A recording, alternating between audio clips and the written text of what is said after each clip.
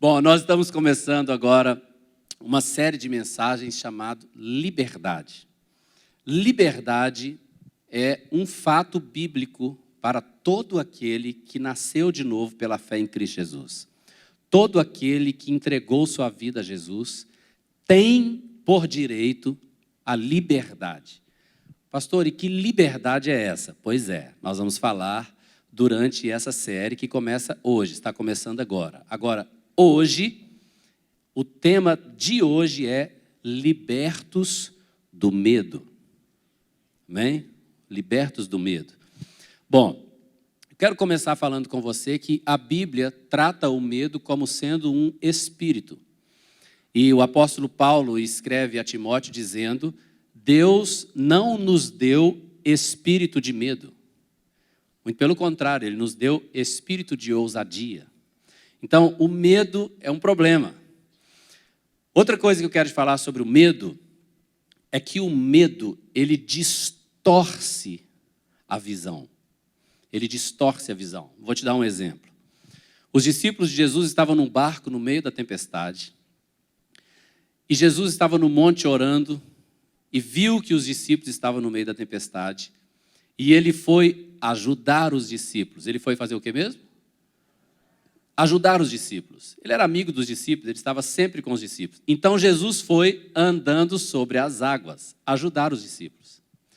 Mas a Bíblia diz que quando os discípulos viram a Jesus, eles tiveram medo. E eles gritaram. Sabe o que eles gritaram? É um fantasma! Veja o que o medo faz. Era Jesus, que estava vindo para ajudá-los, mas porque o medo distorce a visão, agora eles estão pensando que o medo, pensando que Jesus é um fantasma, por causa do medo. O medo faz isso, o medo é como um espírito que atormenta e distorce a visão das pessoas. Então, eu quero ler com você segunda carta de Paulo aos Coríntios, capítulo 11, verso 3. E olha comigo o que diz esse texto. Vamos ler? O que receio e quero evitar é que, assim como a serpente enganou Eva com astúcia, a mente de você seja corrompida e se desvie da sua sincera e pura devoção a Cristo. Veja bem, então, Paulo está falando, eu receio e eu quero evitar que a serpente engane vocês igual a enganou a Eva. E a mente de vocês seja corrompida e se desvie dessa devoção pura e sincera que vocês têm a Cristo. Então, como foi que a serpente enganou a Eva, né? E o que aconteceu depois que a Eva foi enganada? Então, aqui está uma coisa que eu quero mostrar para você. A primeira resposta do homem a Deus após o pecado. Fala isso aí comigo, por favor. A primeira resposta do homem a Deus após o pecado. Então vamos ler Gênesis capítulo 3, verso 8 a 10. Após o pecado, olha o que aconteceu. Quando ouviram a voz do Senhor Deus que andava no jardim pela viração do dia, esconderam-se da presença do Senhor Deus, o homem e sua mulher, entre as árvores do jardim. E chamou o Senhor Deus ao homem e lhe perguntou: onde estás? Ele respondeu: ouvi a tua voz no jardim. E porque estava nu? Tive medo e me escondi. A primeira resposta do homem a Deus após o pecado foi o medo. O primeiro sentimento que o homem expressou após o pecado foi o medo. Nunca antes há um relato de medo, mas após o pecado, a primeira resposta do homem a Deus, a primeira, foi o medo. Quando o homem pecou, nasceu, brotou no homem um medo injusto de Deus. E daqui a pouco eu vou falar por que esse medo é injusto. E é por isso que quando nós temos algumas teofanias, né, aquela aparição física de Deus, há muitos homens durante a a história bíblica, muitas vezes era o próprio Deus, muitas vezes eram anjos, né, que apareciam trazendo mensagem às pessoas. Sempre foi repetido nessas ocasiões o mandamento que está no imperativo, no hebraico, mais repetido em toda a Bíblia. Sabe qual mandamento é esse? Não temas. Então, sempre que Deus aparecia a um homem, ou um anjo de Deus aparecia, aquele homem tinha medo. E ele ouvia o Senhor dizendo, não temas, não temas.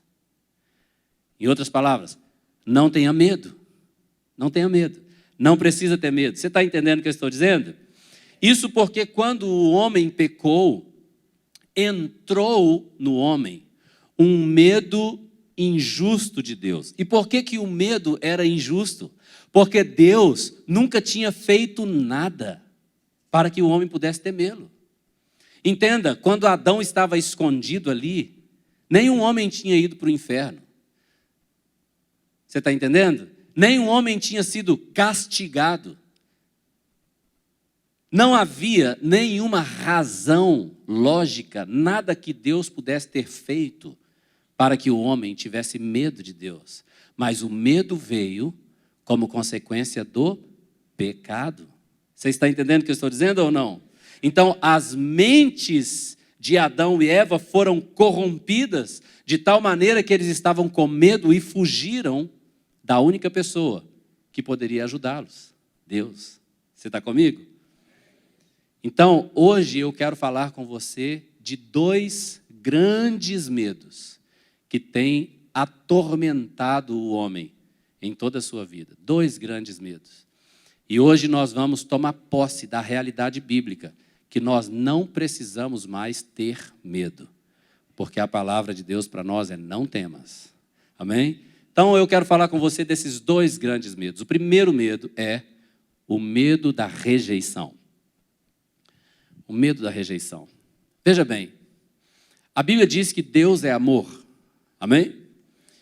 E foi Deus quem te criou e me criou. Amém? Então nós somos criados pelo amor. O sopro que nos trouxe vida é o sopro de amor. O sopro do amor. Porque Deus é amor. Nós fomos criados pelo próprio amor.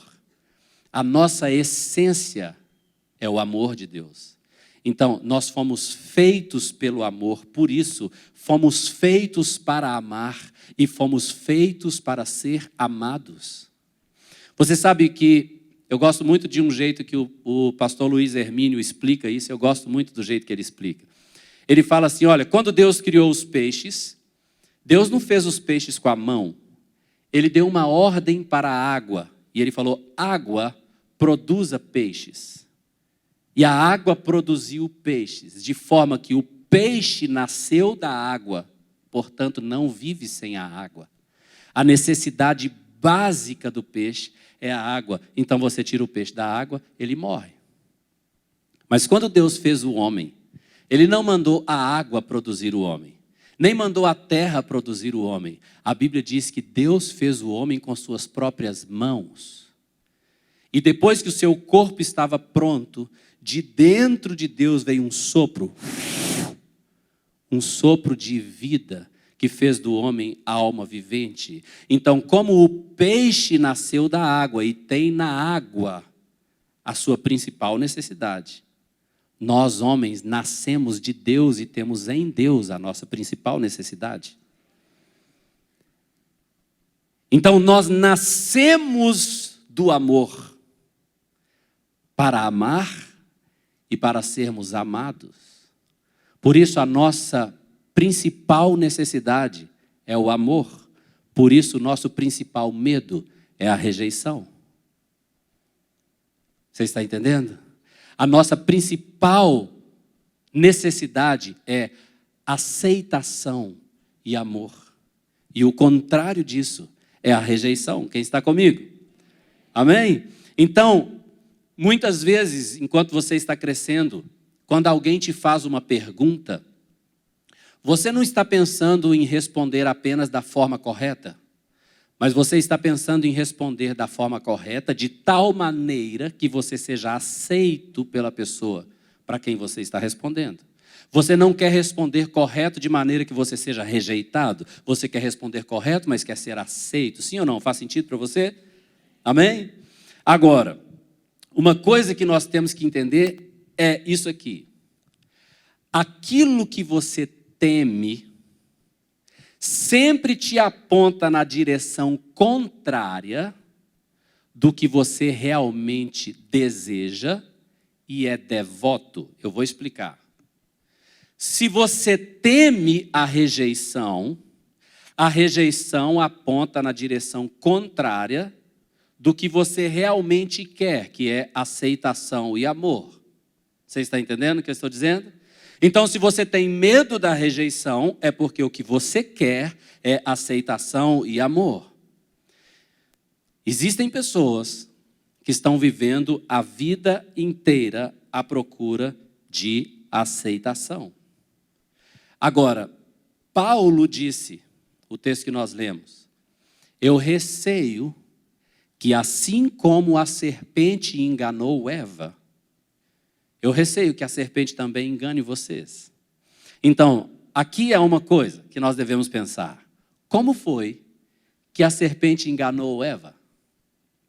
Sabe como foi? Oferecendo a Eva algo que, na verdade, ela já possuía. A serpente ofereceu a Eva algo que ela já tinha.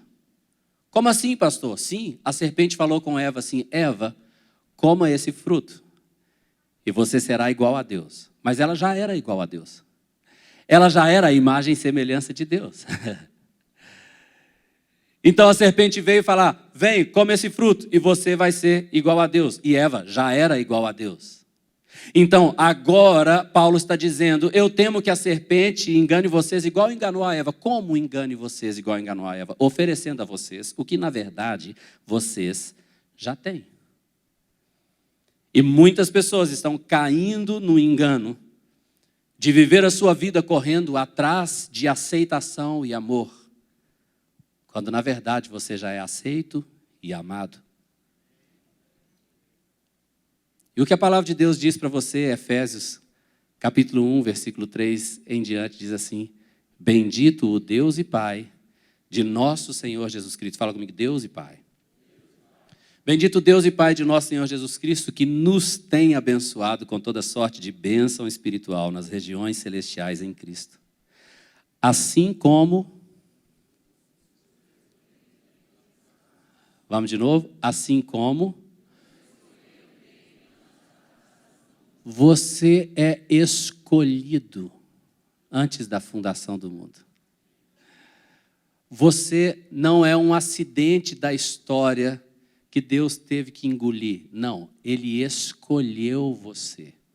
Ele nos escolheu. Nós somos escolhidos, amados. Assim como nos escolheu nele antes da fundação do mundo, para sermos santos e irrepreensíveis perante Ele. Fala comigo bem alto assim, ó. E em amor nos predestinou para Ele, para a adoção de filhos, por meio de Cristo Jesus, segundo o beneplácito da sua vontade. Você é escolhido para ser filho. Você já é completamente amado, desejado, aceito.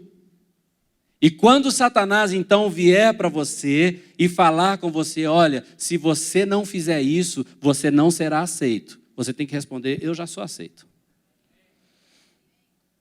E você sabe que tantas vezes na sociedade de hoje, as pessoas impõem tantas coisas.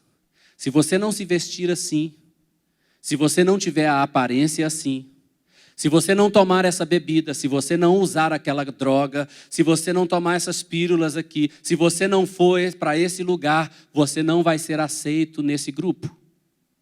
Você jamais estará nesse grupo.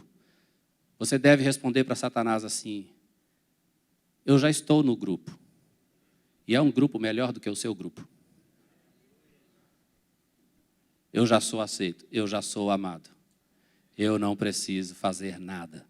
em busca de aprovação, de aceitação ou de amor. Você não tem que ter o cabelo daquela cor, não tem que usar aquele tipo de roupa, não tem que comer aquele tipo de comida, nem beber aquele tipo de bebida. Deus te ama do jeitinho que você é. E Ele te escolheu assim, Ele te desejou assim. Você é precioso demais assim. Você já está no melhor grupo. Você é jovem e você é pai de jovens. Quando eu era pré-adolescente, eu comecei a fazer um tanto de coisa errada. Eu comecei a beber, eu comecei a fumar, pré-adolescente. Eu comecei a praticar esportes que eu nem gostava. Eu comecei a cortar meu cabelo de jeitos diferentes. Eu comecei a furar minhas orelhas. Eu comecei a fazer um monte de coisa em busca de aceitação. Eu queria fazer parte daquele grupo de pessoas. Eu não tinha a revelação ainda de que eu já era aceito e que eu já fazia parte do melhor grupo. Por isso eu tenho falado tanto com as mamães que estão grávidas, com os papais que vão ter bebês. Desde que o bebê está na barriga, fala com ele. Minha esposa, nós tivemos 3 filhos, então todas as 3 vezes que a minha esposa estava grávida, eu ficava conversando com os meus filhos, lá na barriga ainda.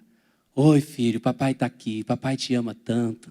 Papai está com tanta vontade de ver o seu rostinho. Quando você nasceu, eu vou te abraçar tanto, vou te dar tanto beijo. Nós estamos preparando tudo aqui fora para você. Aqui fora é muito legal. E eu ficava conversando com os meus filhos. E até hoje eu pego os meus filhos no colo e eu olho no rosto deles e eu falo com eles. Eu te amo. Você é perfeito demais para o papai. Né? A minha filha também, a Bela, é a mais nova, né? Eu falo com ela, você é linda, você é a princesa do papai, eu te amo, você é tão linda. Eu falo de tudo nela, eu falo, a sua sobrancelha é tão desenhadinha, o seu narizinho é tão bonitinho, a sua boca é tão linda, a sua pele é tão macia. E eu falo com ela, e menina é diferente de menino, né? Se eu falar isso com o Arthur, hoje o Arthur vai falar, beleza pai, beleza. Né? Mas eu vou falando com a Bela, que a menina, ela fica assim, né? Mas eu estou só mostrando para ela a realidade bíblica a respeito de quem ela é. A Bela não teve que fazer nada para mim. Ela nunca me deu nada. Ela não trabalha, ela nem ajuda a arrumar a casa ainda, ela é muito novinha. Ela não contribui com nada. Mas não é pelo que ela faz, é pelo que ela é. Ela é minha filha. Eu a amo, eu a quero perto de mim. Não é pelo que você faz, não é pelo que você produz, é porque você é filho e o papai te quer ao lado dele.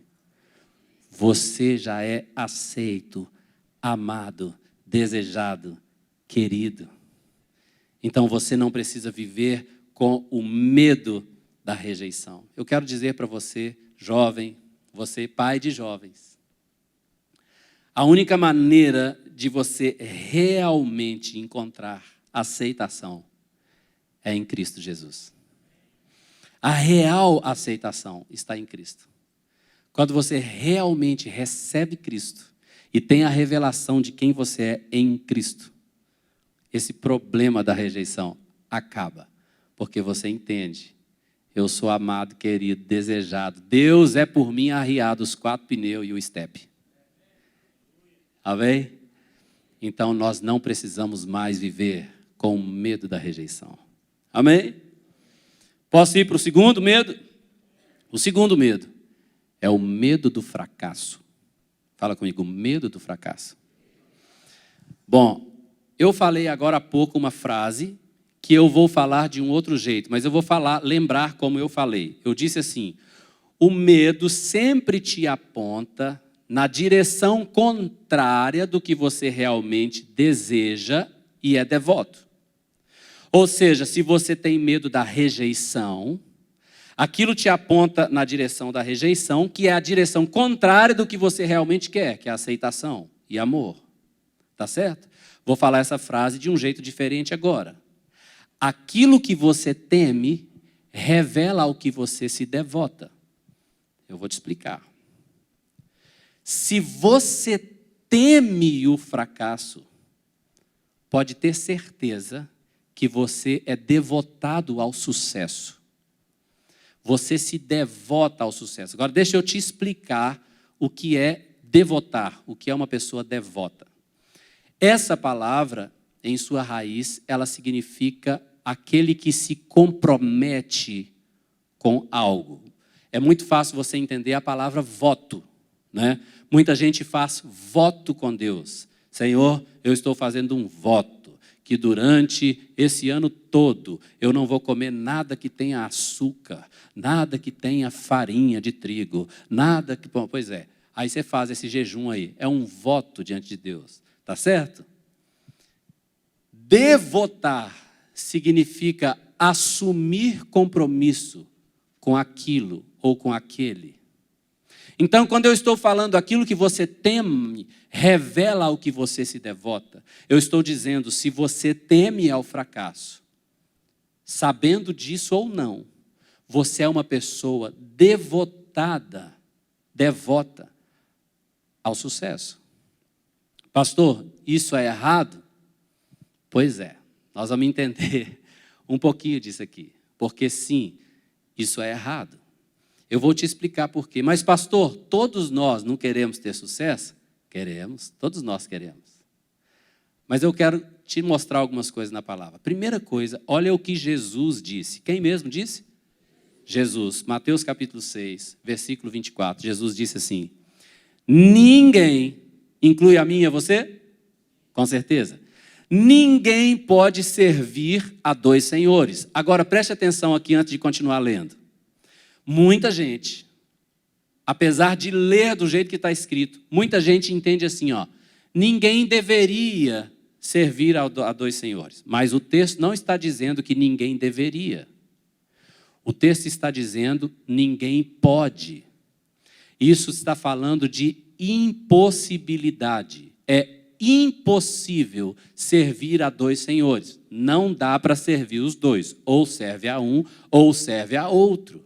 Então ele está falando, ninguém pode servir a dois senhores, porque ou há de aborrecer-se de um e amar ao outro, ou se devotará a um e desprezará ao outro. Não podeis servir a Deus e às riquezas.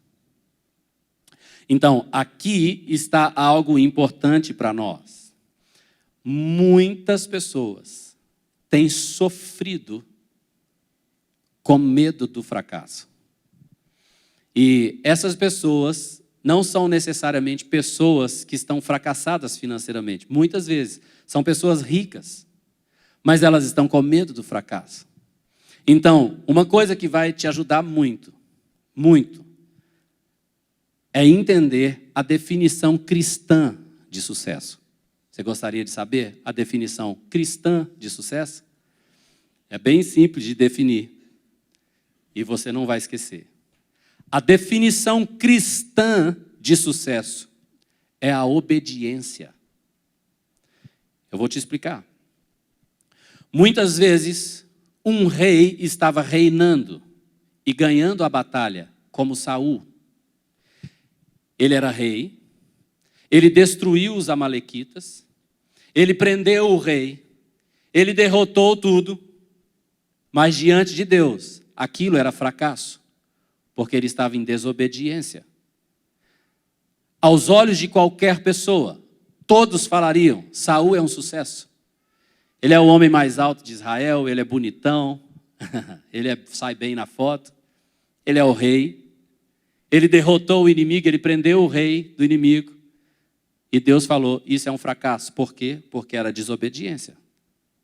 Ele não fez o que Deus tinha mandado ele fazer. E ele perdeu o reino por causa disso. Ao contrário de Saul, José estava preso. Ele estava preso. Ele não tinha nada, ele não tinha dinheiro, ele não tinha posição social, ele não tinha status, ele não estava bem na foto. E Deus disse que aquilo era sucesso. E Deus era com ele. Porque apesar da posição social lá embaixo, a posição espiritual estava lá em cima, porque ele era um homem de Obediência. Sucesso dentro do cristianismo é andar em obediência. Não importa qual resultado você está tendo. Se dentro do processo você está em obediência, você alcançou o sucesso diante de Deus. E isso é o que importa. Você está entendendo? Agora, olha o que diz esse texto, segunda carta de Paulo aos Coríntios, capítulo 2, verso 14. Olha que lindo esse texto. Graças, porém, a Deus, que em Cristo, fala bem alto comigo, sempre nos conduz em triunfo. Não, vou falar isso mais alto. Graças, porém, a Deus que em Cristo sempre nos conduz em triunfo e por meio de nós manifesta em todo lugar a fragrância do seu conhecimento. Quando você anda em Cristo, quando você está em Cristo, quando você anda em obediência à palavra, você sempre vai ser conduzido em triunfo. Isso não é apenas sucesso, isso não é apenas vencer, isso é ser mais do que vencedor. Sucesso, querido, é algo que Deus já garantiu para você. Talvez você vai falar assim, pastor, para mim o sucesso é ter uma casa de luxo no melhor condomínio da cidade. Deixa eu te falar uma coisa. Eu não sei quem é o engenheiro que faz a melhor casa do melhor condomínio da nossa cidade. Eu sei que nós já temos uma casa no céu feita por Jesus. E foi Ele quem disse, eu estou indo preparar-vos lugar. Você já tem uma casa no céu. Você está preocupado com o quê? Então, existe muita gente com medo de fracassar. Eu quero dizer, você não vai fracassar, porque sucesso já é promessa para você. Mas você precisa definir bem o que é sucesso. Eu gostaria que você gravasse bem essa frase que eu vou falar com você agora. Olha, não se devote a algo que você já tem e não tema algo que Cristo já derrotou. Deixa eu te explicar. Deixa essa frase para mim aí. Existem pessoas que estão assim extremamente devotadas. Elas estão gastando todo o seu tempo, todo o seu pensamento, toda a sua energia atrás de conquistar algo que Cristo já deu para ela, de graça. Por exemplo, no primeiro medo da rejeição, eu estava falando sobre o amor e a aceitação de Deus por nós. Existe gente que vive lutando para ser aceito por Deus. Você já é aceito por Deus. Nada que você fizer vai fazer o Senhor te amar mais do que Ele já te ama. E nada do que você fizer vai fazer o Senhor te amar menos do que Ele te ama. Ele te ama completamente, medida cheia, não dá para aumentar e não dá para diminuir. Deus é amor e Ele te ama completamente. Então você não precisa ficar gastando sua energia em busca de ser amado e aceito quando você já é. Você está entendendo? Você também não precisa ficar com medo daquilo que o Senhor já derrotou. Cristo já derrotou na cruz. Então existem pessoas que têm medo de fracassar por uma doença. Cristo já levou isso. Você está entendendo? Existe gente com tanto medo de perder a família, de perder os filhos. Cristo já levou isso.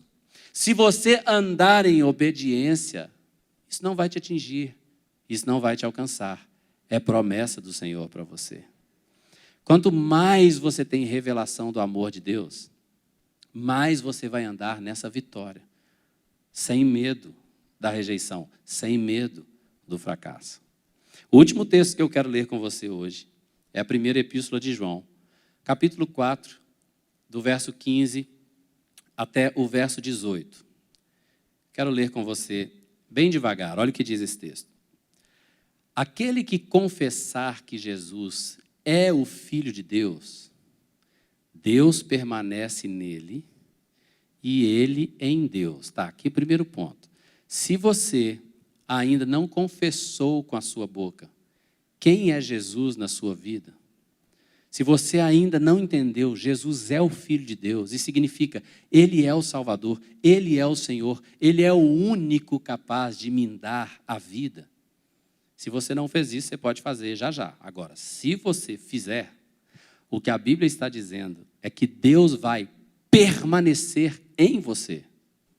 E você vai permanecer em Deus. Tá, o texto continua dizendo, e nós conhecemos e cremos no amor que Deus tem por nós. Amém? Você conhece o amor de Deus por você? E você crê no amor que Deus tem por você? Glória a Deus. Olha bem, Deus é amor. E aquele que permanece no amor, permanece em Deus e Deus nele. Nisto é em nós aperfeiçoado o amor para que no dia do juízo mantenhamos confiança. Agora fala bem alto esse final dessa frase para mim, por favor, vai lá. Pois, segundo Ele é, também nós somos neste mundo. Querido, não é segundo Ele é, nós seremos na glória, não. Não é segundo Ele é, nós seremos no céu, não. É segundo Ele é, nós somos. Nós já somos completamente cheios de todo amor, de toda bondade. Todas as promessas de Deus já fazem agora parte da nossa vida. Tudo que Jesus conquistou na cruz já é agora, direito nosso. Nós já somos. Próximo versículo. No amor não existe medo. Antes, o perfeito amor lança fora o medo. Ora, o medo produz tormento, logo aquele que teme não é aperfeiçoado no amor. Deixa esse versículo para mim, por favor. Existem pessoas vivendo com esses medos. O medo da rejeição, o medo de ser rejeitado, o medo de não ser aceito. Existe gente casada com medo de ser rejeitado pelo cônjuge. É um absurdo. O medo produz tormento. Existem pais com medo de ser rejeitado pelos filhos, filhos com medo de ser rejeitado pelos pais. Você está entendendo? Mas a Bíblia diz que o perfeito amor lança fora todo medo. A minha oração é que hoje, você, como nós lemos no texto anterior aqui, conheça e creia no amor que Deus tem por nós. Volta ao versículo 16 para mim, por favor. Olha o que diz o versículo 16, olha lá. E nós conhecemos e cremos no amor que Deus tem por nós. Quando você conhece e crê nesse amor, todo esse medo é lançado fora. Porque Deus te ama, Deus te guarda. Porque Deus te ama, Deus te protege. Porque Deus te ama, Deus luta as suas guerras. E se Deus é por nós, quem será contra nós? Você está entendendo? E se Satanás te acusa, Deus te justifica, né? Quem intentará acusação contra os eleitos do Senhor, se é Deus quem os justifica? Então, porque o perfeito amor de Deus lança fora todo medo. Você é aceito, amado. O véu que separava Deus da comunhão do povo foi rasgado de alto a baixo, como um testemunho público de Deus para nós, dizendo, entra em minha presença, você é bem-vindo, não há mais separação. O corpo de Cristo foi partido para que você tenha acesso pleno à presença de Deus. Quero convidar você a ficar de pé. Durante essas próximas semanas, nós vamos estar caminhando sobre muitas áreas que a Bíblia nos oferece liberdade em Cristo Jesus. Mas eu quero dizer para você, hoje aqui, você não precisa ter medo da rejeição. Você não precisa ter medo do fracasso. Nossa segurança não está no que possuímos. Nossa segurança não está na nossa aparência. Nossa segurança não está no clubinho que fazemos parte. Nossa segurança está no fato de que aquele que mediu os céus com seu palmo, as águas dos oceanos na palma de suas mãos, Ele é nosso Pai.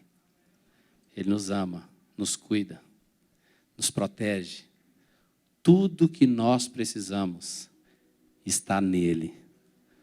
Tudo que nós precisamos está nele. Tudo que nós precisamos está nele. Ele é o nosso amor, nossa satisfação completa. Nós não precisamos de mais nada além dele. A cura da nossa vida, a cura do nosso coração, a transformação de tudo ao nosso redor está nele. Eu quero convidar você a fechar os seus olhos. Eu quero orar sobre você agora. Senhor, eu quero orar pelos meus irmãos aqui. Todos aqueles que têm sofrido com o medo da rejeição. Todos aqueles que têm sofrido com o medo do fracasso. Eu quero pedir agora, Senhor, aumenta sobre eles a revelação do teu imenso amor. Mostra para eles, Senhor, que tudo o que nós precisamos está no Senhor. O Senhor já nos deu de graça. Eu oro agora que essa revelação do amor do Senhor cresça no coração de cada um, para que cada um aqui entenda de uma vez por todas que são amados, que são queridos, que são preciosos, que eles são escolhidos pelo Senhor, que o Senhor tem para cada um deles um futuro e uma esperança. Como o Senhor disse a Israel naquela ocasião, através de Jeremias: eu é que sei que pensamento tenho a vosso respeito, pensamento de paz e não de mal, para vos dar o fim que desejais. Eu oro, Senhor, que essa revelação cresça sobre cada um aqui agora, em o nome de Jesus.